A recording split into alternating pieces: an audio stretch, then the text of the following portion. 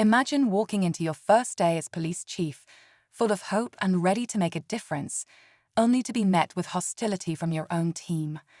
That's exactly what happens to our new chief, a dedicated, hard-working officer who spent years fighting for justice. But instead of respect, he's greeted with cold stares and whispered insults from the very officers he's supposed to lead. These cops, blinded by their own prejudice, think they know who he is just because of the color of his skin. They mock him, humiliate him, and do everything they can to tear him down. But little do they know, the truth is about to come out, and it's going to turn their world upside down. Stay tuned, because what happens next will change everything.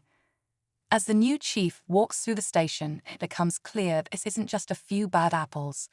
Almost every officer in the room seems to share the same attitude, unspoken but loud in their actions.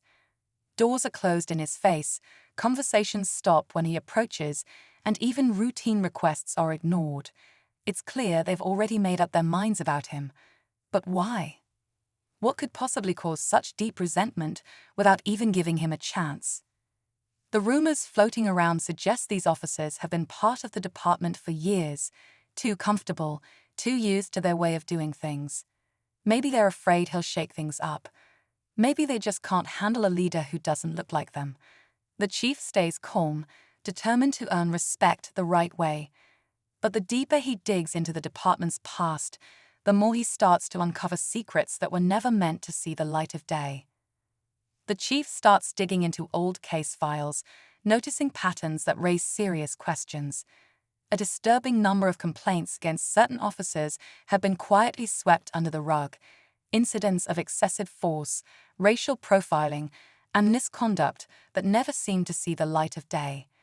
Each time he tries to bring up these issues, he's met with cold deflection or outright denial from his team. The cops who are supposed to have his back seem determined to block him at every turn. Meanwhile, the chief's attempts to connect with the community are met with suspicion too. Locals, having lost faith in the police long ago, aren't sure if they can trust him either. It's a battleground on both sides. The chief begins to suspect there's more going on here than just a racist power struggle. Something bigger is lurking beneath the surface, a cover-up that goes deeper than he could have imagined. The tension at the station is reaching a boiling point. Every move the chief makes is met with resistance, but he refuses to back down.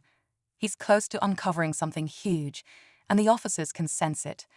Late one night, the chief stays behind, determined to dig deeper into the files that everyone else seems so desperate to hide. And that's when he finds it, a single document that ties everything together. It's worse than he imagined. The same officers who've been undermining him were involved in a major scandal years ago, one that could destroy careers and reputations.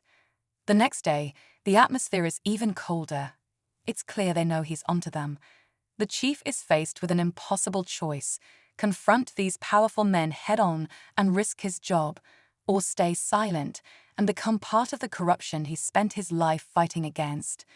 The weight of the truth is crushing, and he knows there's no turning back now. Something big is about to happen, and when it does, everything will change.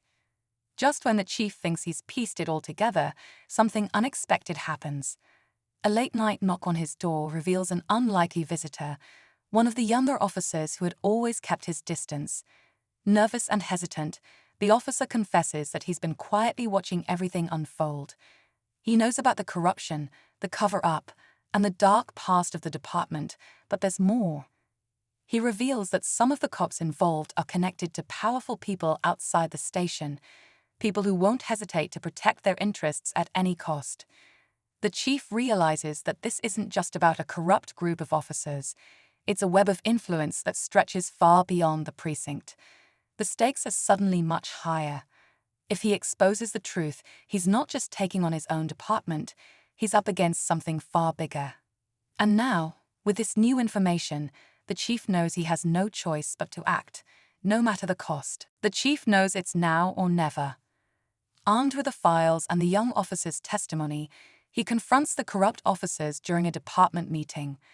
The room falls silent as he lays out the evidence, exposing years of lies, misconduct, and the powerful network they thought would protect them.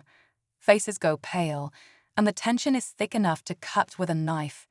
Just as it seems like the chief has won, one of the senior officers, one of the most vocal in his opposition, steps forward with a sleek grin. He reveals that the chief himself had unknowingly signed off on some of the shady dealings when he first took the position, buried in paperwork he was pressured to approve. The chief feels the weight of the accusation, but instead of crumbling, he calmly pulls out one final piece of evidence, the senior officer's own signature, proving he orchestrated everything from the start. The room erupts as the truth finally comes out, and the officers responsible are taken down. But the twist leaves the chief with a bitter taste. He had been set up from the very beginning, a pawn in a game much larger than he realized. Though he wins the battle, the scars of this fight will last forever. With the corrupt officers exposed and removed from the department, the chief stands alone in his office, reflecting on the battle he just fought. He had come in hoping to build trust and unity, but instead, he uncovered deep-rooted corruption that nearly destroyed him. The community, now aware of what had been happening, starts to slowly rebuild its faith in the police, but it's clear that real healing will take time. The young officer who had helped the chief speaks up at a press conference, sharing his hopes for a better, more transparent future for the department. The chief, though scarred by the experience, realizes that his fight wasn't just about exposing the truth. It was about setting a new standard for leadership, one built on integrity, not fear. As he looks out at the city he's sworn to protect, he knows his journey isn't over. But this victory is a step in the right direction.